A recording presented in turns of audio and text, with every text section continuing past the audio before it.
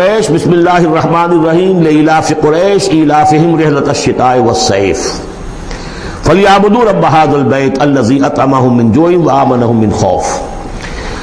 قریش کو مانوس رکھنے کے لیے اللہ نے ان کے دلوں میں محبت ڈال دی، رحلۃ الشتاء والصيف، سفر کی سردیوں میں بھی اور گرمی میں بھی۔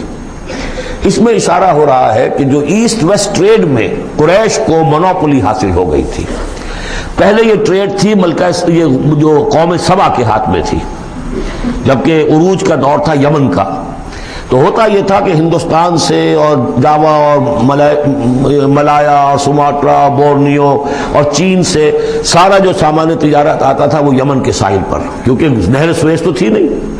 اب ایک طرف وہ ہے فار ایسٹ، ایک طرف ہے یورپ، اور یورپ کو اور فار ایسٹ کو ملانے والے کوئی آبنائے نہیں ہے، پانی۔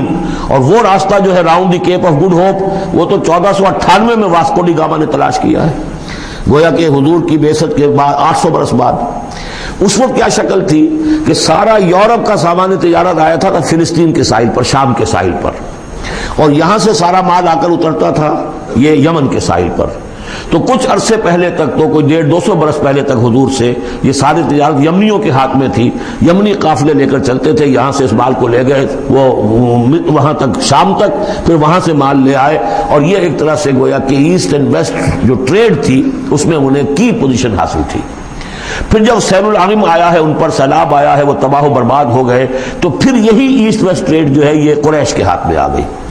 اور ان کو خاص طور پر پروٹیکشن یہ حاصل تھی کہ چونکہ یہ خانہ کعبہ کے متولی تھے اور وہاں تمام قبیلوں کے بت رکھے ہوئے تھے، گویا کہ سب کے خدا ہاسٹیج تھے ان کے پاس، لہذا ان کے قافلے پر کوئی حملہ نہیں کر سکتا تھا، کسی اور کا قافلہ بچ کے جا نہیں سکتا۔